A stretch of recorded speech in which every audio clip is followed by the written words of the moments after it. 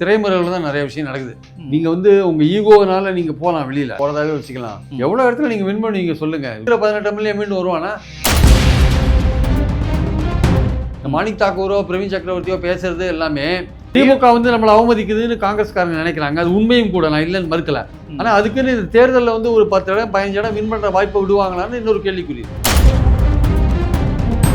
திமுக வந்து அவங்க ரொம்ப எல்லாத்துக்கும் ரெடி ஆகிட்டாங்க சார். யார் இருந்தாலும் இல்லாட்டியும் கவலை இல்லைன்னு முடிவு வந்தாங்க. காங்கிரஸ் இல்லைன்னா திமுக அணிக்கு வந்து ஒரு மக்கள் பார்வையில் அது ஒரு பலவீனமாக தெரியும். பிரிஞ்சு போனாங்க வச்சுக்கோங்களேன், அது பாஜகவுக்கு பால் பாயசம் சாப்பிட்ட மாதிரி. உங்களோட பழைய தங்க நகைகளை விற்க, அடகு வச்ச தங்க நகைகளை மீட்டு நியாயமான விலைக்கு விற்க இப்பவே ஜிஎன்ஆர் கோல்டு ட்ரேடர்ஸ்க்கு கால் பண்ணுங்க. இதே கூட்டணியில தேமுதிக சேர்ந்துருக்கு, அப்புறம் திமுக கூட்டணியில காங்கிரஸ் வெளில வந்துடுது அப்படின்னா அப்போ வந்து பாஜக அதிமுக கூட்டணி கொஞ்சம் ஒரு தலையை தூக்க இல்லை சார்.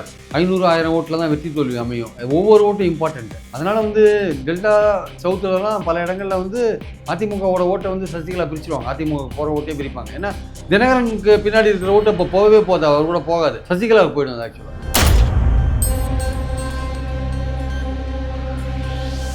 ரிஃப்ளெக்ட் வாய்ஸ் நேயர்களுக்கு வணக்கம். இன்றைய சிறப்பு நேர்காணலில் நாம் சந்திக்க இருக்கின்ற சிறப்பு விருந்தினர் மூத்த பத்திரிகையாளர் பிரியன் அவர்களை வரவேற்று நிகழ்ச்சிக்கு செல்வோம். சார் வணக்கம். வணக்கம் சார். காங்கிரஸினுடைய கூட்டணி இப்போ தாவேக தரப்பில் வந்து எந்தெந்த சீட்லாம் நமக்கு ஃபேவராக இருக்குன்னு சொல்லி 125 இடங்களை பண்ணியிருக்காங்கன்னா அது 70 இடங்களை தேர்வு பண்ணி தாவேக கொடுக்க போகிறாங்கன்ற மாதிரிலாம் சில செய்திகள் கசிவிடப்படுறதா பார்க்க முடியுது. வேணுகோபால் அவர்கள் விஜயை சந்திக்க போகிறார் அப்படின்ற செய்திகளும் கசிவிடப்படுறது. எல்லாமே பண்ணலாம் சார். காங்கிரஸே அங்கே நினைக்கிறேன் போகிறதாவே வச்சுக்கலாம். எவ்வளோ இடத்துல நீங்கள் வின் பண்ணி நீங்கள் சொல்லுங்கள். விஜய்க்கு என்ன செல்வாக்கு இருக்குது? அவர் சொல்லலாம் 30% சொல்கிறாரு. யார் எதை வச்சு சொல்கிறீங்க? உங்கள் கருத்து கணிப்பு 30 சொல்லலாம், இன்னொருத்தர் எடுத்தால் அது 15 கூட இருக்கலாம். சி ஓட்டர் 15 தான் சொல்கிறான். உங்களுக்கு சி ஓட்டர் கருத்து கணிப்பு உங்களுக்கு 15% தான் சொல்கிறான். நீங்கள் 30% சொல்கிறீங்க. நீங்கள் இன்னும் தேர்தல் இதில் வந்து ப்ரூவ் ஆகாத ஒரு சக்தியாக இருக்கீங்க. உங்களுக்கு வந்து 5 இருக்கலாம், 10 இருக்கலாம், 15 இருக்கலாம், 20 இருக்கலாம். உங்களை நம்பி காங்கிரஸ் போச்சா இருக்கிற 18 எம்எல்ஏ மீண்டும் வருவானா? அதுக்கு கேரண்டி உண்டா? கேரண்டி கிடையாது. ரெண்டாவது, நீங்கள் பாஜக எதிர்ப்புன்றதுல உறுதியாக இருக்கீங்களா? திமுக அணியோட முக்கியமான ஒரு யூஎஸ்பி என்னன்னா பாஜக எதிர்ப்பு. பாஜக எதிர்ப்புல நீங்கள் உறுதியாக இருக்கீங்களா? தாவேக உறுதியாக இருக்குமா? கொள்கை எதிரின்னு வைக்கிறாங்க. கொள்கை எதிரின்னு இப்போ சொல்கிறீங்க. நாங்கள் கொள்கையை டிஃபைன் பண்ணிட்டு வந்தோன்றீங்க. ஆனால் கொள்கை எதிரியை விமர்சனம் பண்ண மாட்டேன்றீங்க. தமிழ்நாட்டுக்கு பாதகம் விளைவிக்கிறதா திமுகவில் குற்றஞ்சாட்டப்படுற பாஜகவை நீங்கள் விமர்சிக்க மாட்டேன்றீங்க. கவர்னரால் பல குடைச்சல்கள் கொடுக்கப்படுற தமிழக அரசுக்கு கொடுக்கப்படுது, அதையே கண்டிக்க மாட்டேன்றீங்க. ஒரு பட்ஜெட், யூனியன் பட்ஜெட் போடுறான். ஒரு இந்தியாவிலேயே எந்த ஒரு கட்சியும் பட்ஜெட்டை விமர்சிப்பாங்க. நீங்கள் பட்ஜெட்டை பற்றி கூட பேச மாட்டேன்றீங்க. ஏன் பேச மாட்டேன்றீங்க? அப்போ உங்களுடைய பாஜக எதிர்ப்பு என்பது உண்மையான பாஜக எதிர்ப்பு தானே? அதில் ஏதாவது சமரசங்கள் வருமா? இல்லை உங்களுக்கு இன்கம் டேக்ஸ் கேஸு பலது இருக்குல்ல? இல்லை, கருத்து கேட்புள்ள எம்எல்ஏக்கள் ஒரு ஸ்டாண்டாகவும் எம்பிக்கள் ஒரு ஸ்டாண்டாகவும் இருவேறு கருத்துக்கள் காங்கிரஸ்குள்ளே இருக்குன்றாங்க. இப்போது தேசிய தலைமை திமுகவா தாவேகாவான்னு வருமா? 3 மாநில தேர்தல் இதெல்லாம் வச்சு கணக்கு பண்ணுவாங்களா? தமிழ்நாடு வச்சு தான் கணக்கு பண்ணுவாங்களா? இல்லை, அதாவது இந்த எம்பிக்கள்லாம் என்ன சொல்கிறாங்க, நம்ம காம்போவாக கன்சிடர் பண்ணணும். காம்போனா தமிழ்நாடு, புதுச்சேரி, கேரளா, இந்த காம்போவாக கன்சிடர் பண்ணணும்னு சொல்கிறாங்க. காம்போவாக கன்சிடர் பண்ணால் என்னென்னா, தமிழ்நாட்டில் திமுக ஆட்சியில் பங்கு கொடுக்க போகிறதில்ல. அதனால் அதை பற்றி நம்ம கவலைப்பட வேண்டாம்.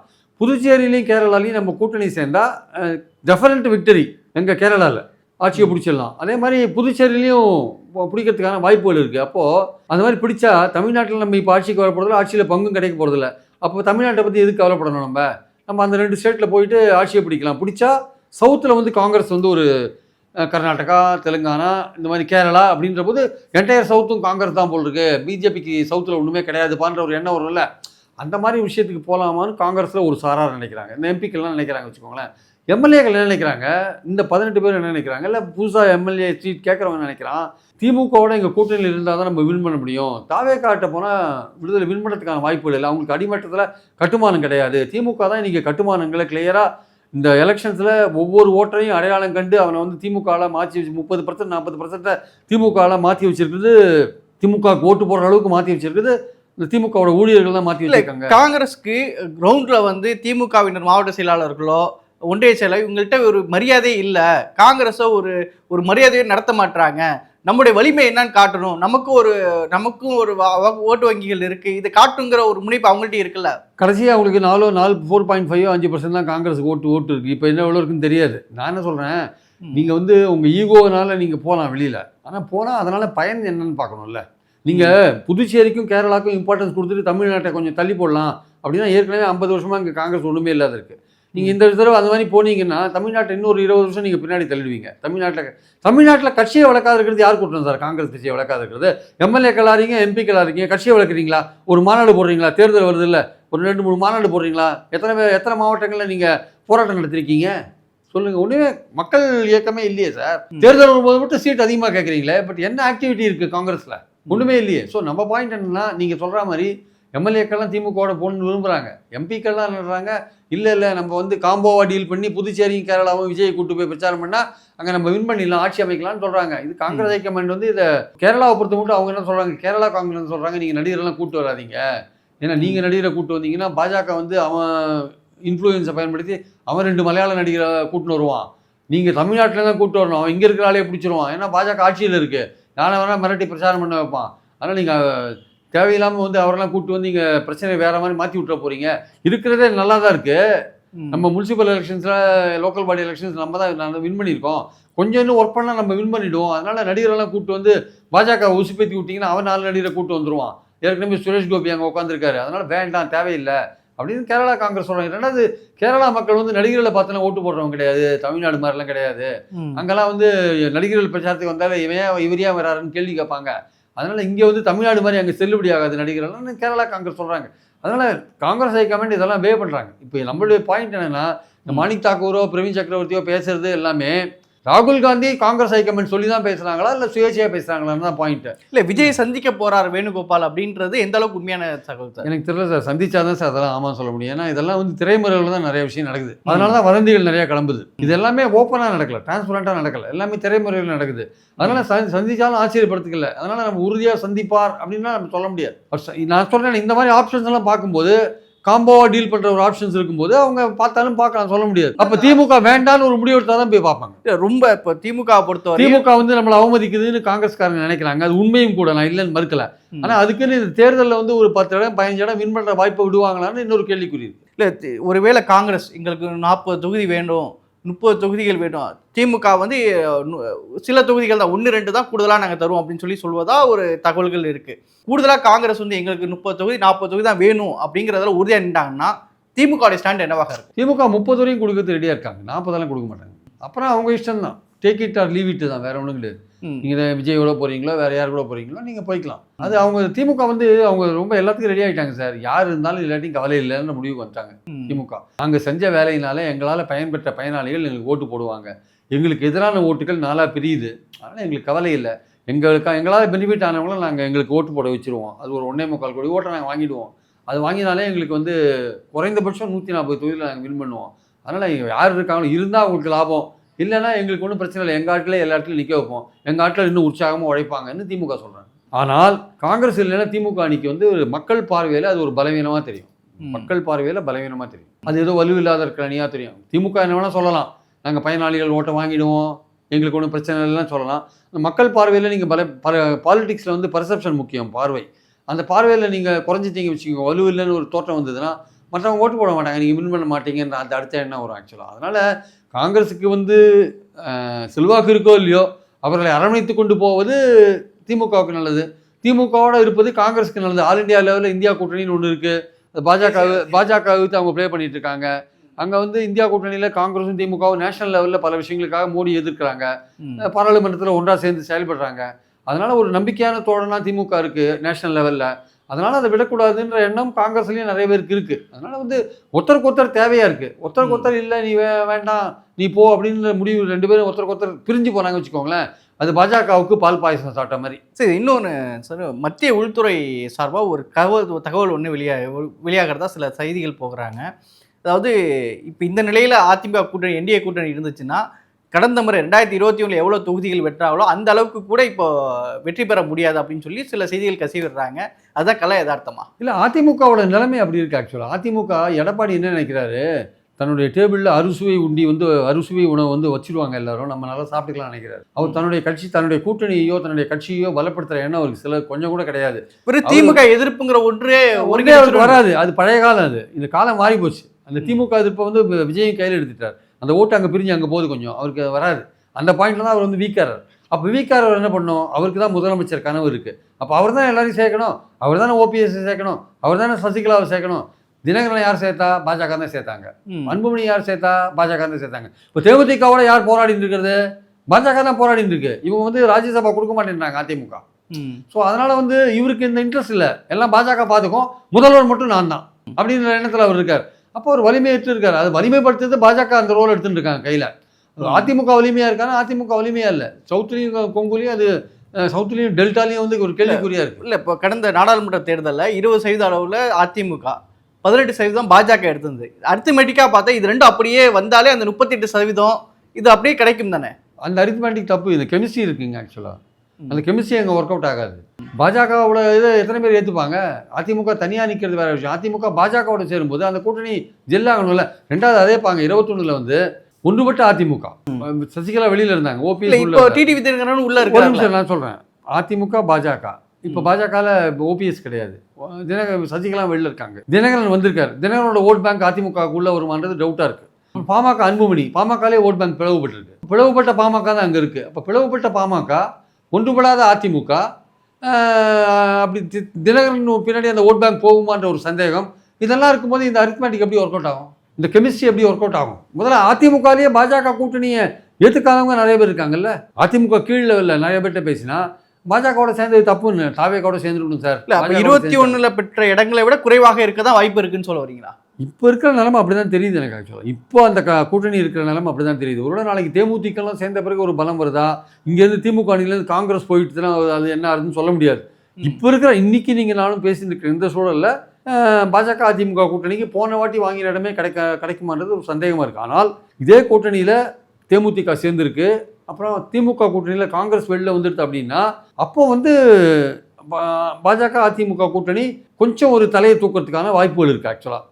அப்போவும் வந்து விஜய் எவ்வளோ ஓட்ட அதிமுக ஓட்ட பிரிப்பான்னு சொல்ல முடியாது, திமுக எதிர்ப்பு ஓட்ட பிரிப்பான்னு சொல்ல முடியாது. ஆனால் இருந்தாலுமே இப்போ இருக்கிறதுக்கு கொஞ்சம் இம்ப்ரூவ் பண்ணுறதுக்கான வாய்ப்புகள் நிறைய இருக்குது. இதில் இன்னொரு விஷயம் முக்கியமான ஃபேக்டராக பார்க்கப்படுறது, சசிகலா அம்மையார் அவர்களுடைய புதிய கட்சி தொடங்க போகிறாங்க. அவங்க தனியாக கேண்டிடேட் போட போகிறாங்க. தினகரன் சைடு போனதுனால முக்குலத்தோர் வாக்குகளை பிரிப்பதற்கு, சமூக வாக்குகளை பிரிப்பதற்கு அவங்க தனியாக கட்சி தொடங்க போகிறாங்க அப்படின்னாங்க.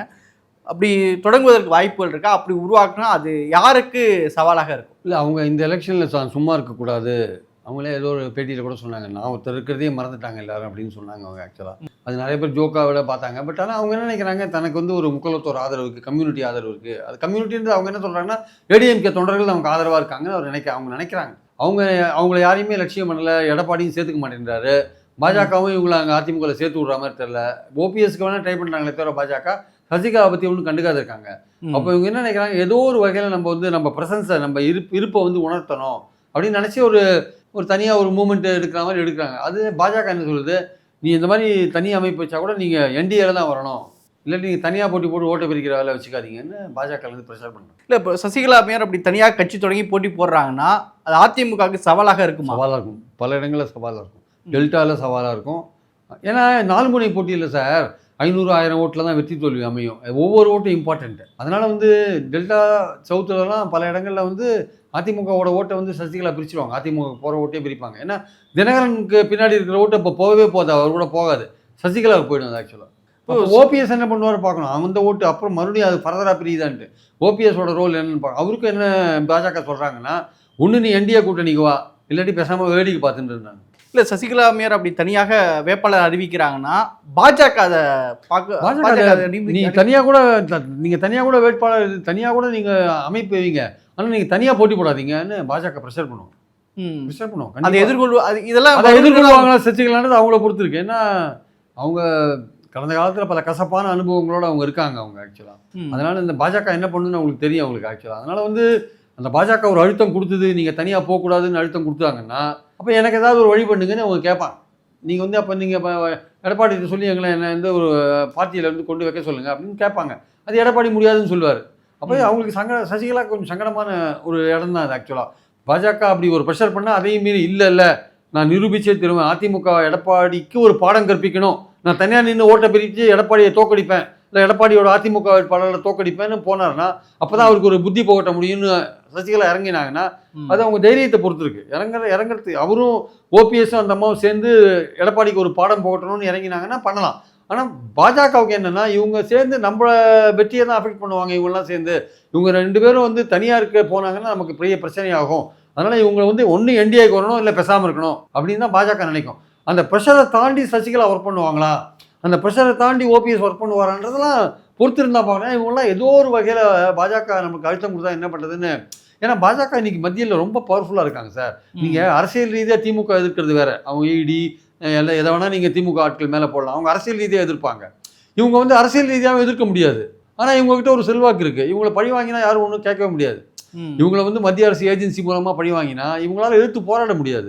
அதனால இவங்க கொஞ்சம் யோசிக்கிறாங்க. இப்போ அரசியல் ரீதியாக செந்தில் பாலாஜியோ இல்லை பொன்முடியோ இல்லை யாரோ ஒருத்தர் போராடுறாரு வராருன்னா அது ஒரு பொலிட்டிக்கலாக மூவ்மெண்ட் வந்து பின்னாடி இருக்குது, ஒரு பெரிய இயக்கம் பின்னாடி இருக்குது. இவங்களுக்கு அப்படி இல்லை, இவங்க தானே பாதிக்கப்படுவாங்க, அப்போ யாரும் சப்போர்ட் வர மாட்டாங்கல்ல. அதனால இவங்களுக்கு ஓபிஎஸ்க்கோ சசிகலாவுக்கோ ஒரு அழுத்தம் வந்து என்டிஏ கொடுத்தாங்கன்னா அதை வந்து அந்த தாங்கின்னு வெளியில் போகிறதுன்றது ரொம்ப கஷ்டமான காரியம். அது என்ன பண்ண போகிறாங்கன்றதை பொறுத்து தான் பார்க்கணும். சரி, இது இப்போ நிறைவான கேட்க வருது. இப்போ 5000 ரூபாய் மகளிர் தொகையை அறிவிச்சிருக்கிறாங்க. அதை சுற்றி பல விமர்சனங்கள் வந்திருக்கு. திமுகவுடைய தோல்வி பயத்தின் காரணமாக தான் இப்போ இந்த தொகை அறிவிக்கப்படுது, விஜய் தான் காரணம், மகளிர் ஓட்டுகள்லாம் விஜய் நோக்கி வரதுனால தான் இது அறிவிக்கப்பட்டிருக்கு அப்படின்றாங்க. இந்த 5000 ரூபா மகளிர் உரிமை தொகை என்ன மாதிரி தாக்கத்தை ஏற்படுத்திருக்கு, அதுக்கு எதிரான வரக்கூடிய விமர்சனங்கள் எந்த அளவுக்கு சரியானது? இல்லை, இது வந்து எதிர்பாராத ஒரு இன்ப அதிர்ச்சி இதை வாங்குற பெண்களுக்கு கொடுத்துருக்கு. ரெண்டாவது வந்து விஜய்க்கு பெண்கள் ஆதரவு இருக்கிறதுனால தான் இதை கொடுத்தாங்கன்னு சொல்ல முடியாது. ஏன்னா மகளிர் உரிமை தொகை வாங்குற பெண்கள் எல்லாமே 40 வயசுக்கு மேற்பட்ட பெண்கள் தான். விஜயோடைய ஆதரவாளர்கள் பெரும்பாலும் 30 வயசுக்கு இருக்கிற பெண்களாக தான் இருப்பாங்க. அதனால இந்த ஓட் பேங்க்குக்கு அதுக்கும் சம்மந்தம் இல்லை. அவங்களாம் குடும்ப பெண்கள், ரேஷன் கார்டில் அவங்க பேர் இருக்குது, குடும்ப தலைவியில் இருக்காங்க. அவங்களாம் பெரும்பாலும் 45, 50, 55, 60 வயசுல தான் இருப்பாங்க. அவங்களாம் டிவியில் அப்பியர் ஆகும்போது நமக்கு தெரியுது இல்லை, அவங்க பார்க்கும்போதே அவங்களாம் விஜய் ரசிகர்களாக இருக்கிறதுக்கான வாய்ப்பு இல்லை. 30 வயசுக்கு இருக்கிற பெண்கள் விஜய் ரசிகர்களாக இருக்கலாம், நிறைய பேர் இருக்கலாம், நான் அதை இல்லைன்னு மறுக்கல. அதனால் அந்த ஓட் பேங்க்கு இந்த ஓட் பேங்க் சம்மந்தம் கிடையாது. இந்த 5000 ரூபா கொடுத்ததுனால அவங்க இன்னும் உறுதிப்படுத்திக்கிறாங்க. அதாவது சென்ற பார்லிமெண்ட் தேர்தலில் பெண்கள் ஓட்டை வாங்கிட்டாங்க. கட்டணமில்லா பேருந்து பயணம், அப்புறம் அந்த உரிமை தொகை கொடுத்தது, அப்புறம் காலேஜ் போகிற மகளிருக்கு 1000 ரூபா கொடுக்கறது, அப்புறம் பெண்கள் குழந்தைகளுக்கு வந்து பிரேக்ஃபாஸ்ட் போடுறது, அது பெரிய ரிலீஃப். கிராமத்தில் போய் கேட்டிங்கன்னா அந்த குழந்தைங்க காலங்காத்தால் எழுந்து ஸ்கூலில் போய் பிரேக்ஃபாஸ்ட் சாப்பிட்றது அந்த குடும்பத்துக்கு பெரிய ரிலீஃப். காலங்காத்தால் அவங்க வயக்காட்டுக்கு போயிட்டாங்கன்னா கஞ்சியோ கூழோ குடிச்சிட்டு போயிருந்தாங்க அந்த குழந்தைங்க. இப்போ ஒரு நல்ல பிரேக்ஃபாஸ்ட் கிடைக்குதுன்றது ஒரு பெரிய விஷயம். 20 லட்சம் குழந்தைங்க பிரேக்ஃபாஸ்ட் சாப்பிடுது சார். 6 லட்சம் மகளிர் வந்து காலேஜ் போகிற மகளிர் 1000 ரூபா வாங்குறாங்க. இது மாதிரி அவங்க ஒரு கணக்கு போட்டு வச்சுருக்காங்க. ஒரு 1.25 கோடி பேர் வந்து பயனாளிகள். இந்த மாதிரி பஸ்ஸு, இந்த மாதிரி உரிமை தொகை எல்லாமே இந்த பயனாளிகள் நமக்கு ஓட்டு போடுவாங்கன்னு அவங்க கருதுறாங்க. அது சென்ற தேர்தலில் அவங்க பெரும்பாலும் ஓட்டு போட்டிருக்காங்க. அதை இந்த வாட்டி அப்படியே தக்க வைக்கணும்னு நினைக்கிறாங்க. இப்போது திமுக அரசுக்கு எதிராக பெண்களுக்கு பாதுகாப்பு இல்லை போன்ற பல விஷயங்கள்லாம் சொல்கிறாங்கல்ல, அதுக்கு பதிலாக பெண்களுக்கு நாங்கள் இதெல்லாம் செய்யணுன்றது மூலமாக அந்த ஓட்டுக்களை தக்க வைக்கிற முயற்சியில் இறங்குறாங்க. பெண்களுக்கு பாதுகாப்பு இல்லை, கள்ளச்சாராயம் இந்த கையில் கொடுத்துட்டு அந்த கையில் டாஸ்மாகில் பிடிக்குமான்னு சொல்கிற விஷயம்லாம் இருந்தால் கூட கையில் பணம் வருதுன்றது ஒரு பெரிய விஷயம். கையில் ஒரு 5000 ரூபாய் நீங்கள் கையில் கொண்டு கொடுக்குறீங்க, அதுவும் கிராமப்புறத்தில் இருக்கிற ஒரு பெண்ணுக்கு, குடும்ப தலைவிக்கு ஒரு 5000 ரூபா அவங்க கையில் போகிறதுனா, கேஷாக போகிறதுன்றது பெரிய விஷயம் அவங்களுக்கு. அது அடுத்த 3 மாதத்துக்கு அவங்க கவலை இல்லாத இருப்பாங்கன்றது முக்கியமான விஷயம். அதனால் எந்த அரசியல் கட்சியும் பாருங்கள், தேர்தலுக்காக பண்ணுதுன்னு சொல்லுவாங்களே தவிர கொடுத்தது தப்புன்னு எவனும் வரமாட்டான். கொடுத்ததே தப்புன்னு. இப்போது திமுக வைக்கிற ஒரு வாதம் என்ன, இதை நிறுத்த பார்த்தாங்க பாஜகவும் அதிமுகவும், அடுத்த 3 மாதத்துக்கு இதை கொடுக்கக்கூடாதுன்னு ஏதோ ஒரு வகையில் நிறுத்த பார்த்தாங்கன்னு மக்கள்கிட்ட சொல்கிற விஷயம் ஈடுபடும். நேற்று பணம் எடுக்க வந்த நிறைய பேர் என்ன சொல்லியிருக்காங்க, நாங்கள் சீக்கிரம் பணம் எடுக்கணும் சார், ஏடிஎம்மில் பேங்க்லேருந்து பணம் வித்ட்ரா பண்ணணும் சார், இல்லாட்டி பாஜக நிறுத்திடுவார், மோடி நிறுத்திடுவார், இல்லாட்டி மோடி அந்த மக்கள்கிட்ட பேசினா மோடி நிறுத்திடுவார் சார், நாங்கள் அதுக்குள்ளே பணத்தை எடுக்கணும் சார், ஸ்டாலின் கொடுத்துருக்காரு, மோடி நிறுத்திடுவார். அப்போது இந்த பிரச்சாரம் எவ்வளோ கீழே போயிருப்பாருங்க. இப்போ இவங்க வந்து யாருமே கொடுக்கக்கூடாதுன்னு சொல்ல மாட்டாங்க. தமிழிசை என்ன சொல்கிறாங்க, மத்திய அரசுக்கு எதிராக கிடையாது அப்படின்னு அவங்க டக்குன்னு சொல்கிறாங்க. ஏன்னா இந்த பிரச்சாரம் வந்து அந்தளவுக்கு கீழே கொண்டு போயிட்டார் நேற்று. அது யாருமே எதிர்பார்க்காத ஒரு விஷயம். நேற்று ஒரு நாளில் வந்து அது சென்னையிலேருந்து கன்னியாகுமரி வரையும் வந்து அது பெரிய அதிர்வலைகளை ஏற்படுத்தின ஒரு விஷயமா பார்க்குறோம் நம்ம. ஸோ அது வந்து எதிர்கட்சிகளுக்கு ஒரு பெரிய அதிர்ச்சி. அவங்க இப்போ அதிமுக பாருங்கள், தாவேக்காவோட சண்டை போட்டுருக்காங்க. அவங்க இப்போ என்ன பண்ணணும், கூட்டணியை கட்டமைச்சு இன்னும் பேச்சுவார்த்தையே ஆரம்பிக்கல. இன்னும் திமுகவில் பேச்சுவார்த்தை ஆரம்பிக்கல எடப்பாடி சொல்கிறார். அங்கே மட்டும் பேச்சுவார்த்தை ஆரம்பிச்சுதா, அங்கேயும் பேச்சுவார்த்தை ஆரம்பிக்கல. இன்னைக்கு தான் அமித்ஷா வந்திருக்காரு, அவங்களும் 40 இடங்கள் கொடுன்றாங்க, இவர் கொடுக்க மாட்டேன்றாரு. அதுலேயும் ஓடின்னு இருக்கு.